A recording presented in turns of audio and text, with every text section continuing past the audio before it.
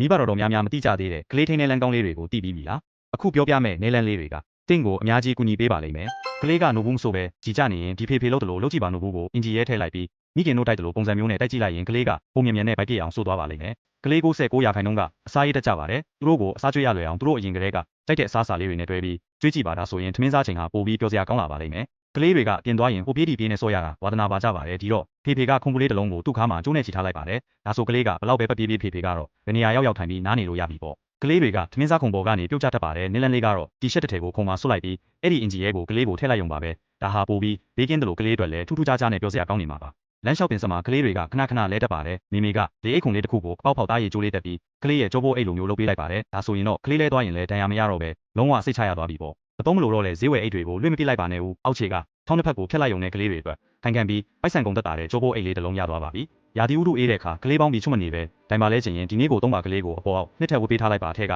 ဒိုင်ပါညစ်ပတ်သွားရင်အပြင်ကဘောင်းဘီကိုမချွတ်ပဲအထက်ကအလွှာကိုပဲဖယ်လိုက်ရုံပါပဲတကယ်ကိုအကြံကောင်းမဲမဟုတ်လားတင်းကလေးရဲ့ဖက်နဲ့ဆောက်ကိုမတိဘူးဆိုရင်ကျမ်းပြင်ပေါ်မှာဂျုံမုံလေးနဲ့ဖြူပြီးကလေးကိုနင်းခိုင်းလိုက်ပါဒါဆိုရင်တော့မဆောက်ဝယ်ရမလဲဆိုတာချက်ချင်းသိသွားပါလိမ့်မယ်ဒီလိုအသုံးဝင်တဲ့နင်းလန်းလေးတွေကိုသိသွားပြီဆိုရင်တော့နောက်လဲအဆင်ပြေအောင် like နဲ့ share လုပ်ထားဖို့မမေ့နဲ့ဦးနော်